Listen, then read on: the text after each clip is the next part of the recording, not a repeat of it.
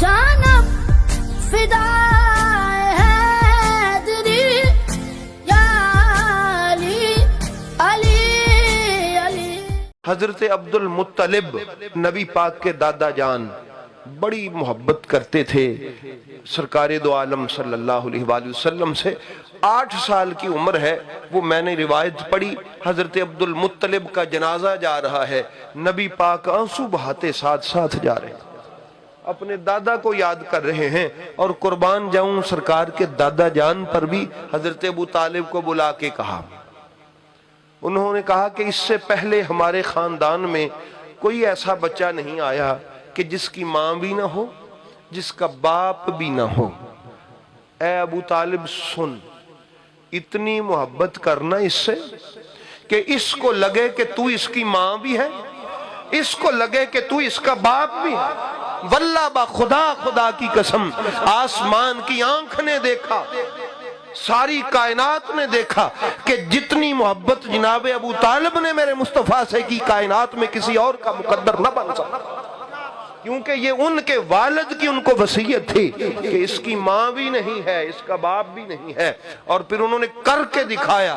میرے نبی کریم صلی اللہ علیہ وآلہ وسلم سرکار کی والدہ بھی فوت ہوئی، بڑے دکھ کی بات ہے، لیکن یہ کیسا شخص تھا کہ جب دنیا سے جا رہا ہے تو نبی پاک 1 سال تک اس غم سے نہ نکل سکے، نبی پاک 1 سال تک اس غم سے نہ نکل سکے۔ کیسی شان ہے جناب ابو طالب علیہ السلام کی محبت کی نبی کریم علیہ السلام سے۔ اس لیے احباب گرامی یہ بات بھی اپنے ذکر میں میلاد کا حصہ رکھیں کہ جس طرح حضرت ابو طالب نے نبی پاک کی کفالت کی ہے کوئی اور نہیں کر سکتا۔ یہ جو آپ واقعہ پڑھتے ہیں ہجرت حبشہ کا کہ مسلمان کفار سے تنگ آ کے حبشہ چلے گئے، وہاں پر سیاسی پناہ لی، وہاں پر جا کے انہوں نے کون سی پناہ لی؟ مثال کے طور پہ نواز شریف صاحب وہاں تشریف لے گئے ہیں، تو یہ ہمارے ادھر والے حکمران کہتے ہیں کہ ان کو بلایا جائے، وہ ملک کہتا ہے کہ ہم نے نہیں بھیجنا، بھی کیسے بھیج دیں، اس نے ہمارے پاس سیاسی پناہ لی ہوئی ہے، اس کو کہتے ہیں سیاسی پناہ۔ یہاں سے صحابہ کرام اور صحابیات گئے، سیاسی پناہ لی، پھر وفد گیا ایک بہت بڑا صحابہ کا، 100 کے قریب مرد اور 100 کے قریب عورتیں، دوسرا وفد گیا، اور پیچھے ہی عمر عاص اور دیگر کفار ابو سفیان یہ گئے، جا کے شاہ حبشہ سے انہوں نے کہا کہ یہ اشتہاری ہیں، یہ ہمیں مطلوب ہیں، یہ افراد مکے سے بھاگے ہوئے ہیں، حکومت کے باغی ہیں، ان کو ہمارے حوالے کرو۔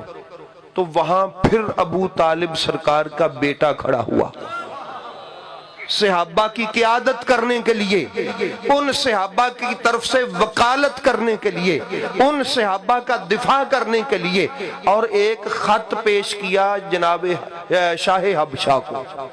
وہ خط کس کا تھا؟ جناب ابو طالب کا۔ کس کا؟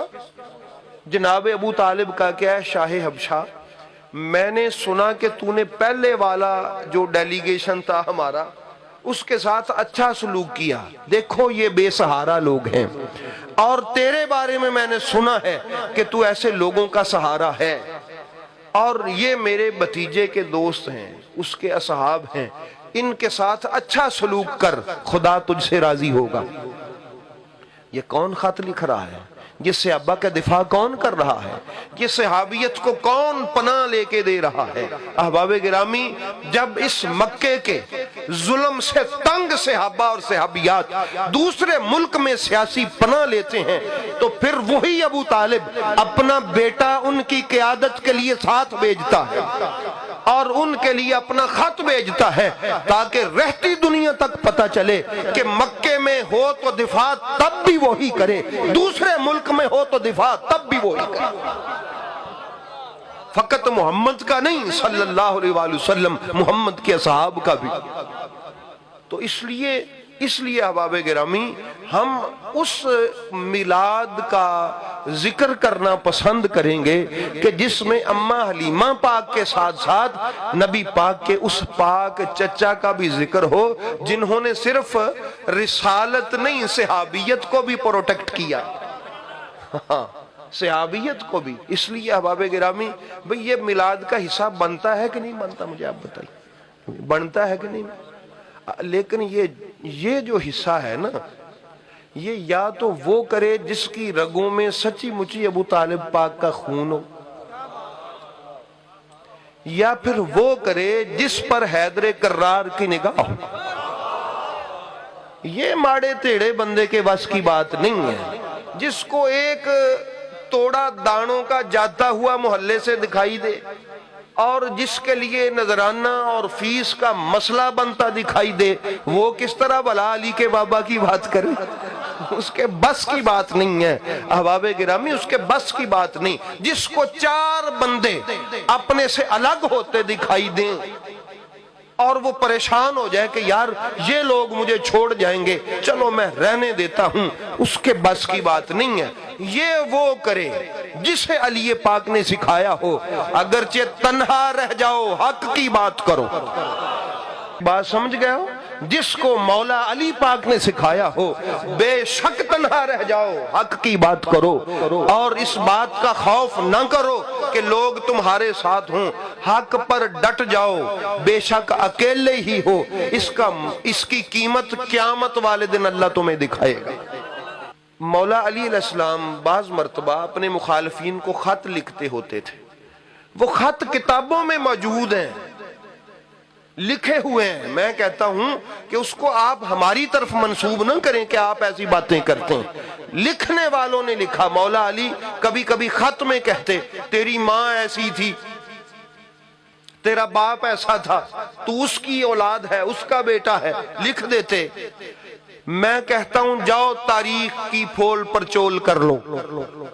کبھی بڑے سے بڑے دشمن نے جواب میں لکھا ہو تیرا باپ بھی تو کافر تھا؟ کبھی کسی کی جرت آئی ہو؟ اس لیے احباب گرامی وہ جو اس دور میں سامنے کے دشمن تھے ان سے بات نہ بن پڑی. اگر بات ہوتی تو وہ میدان میں جواب دیتے.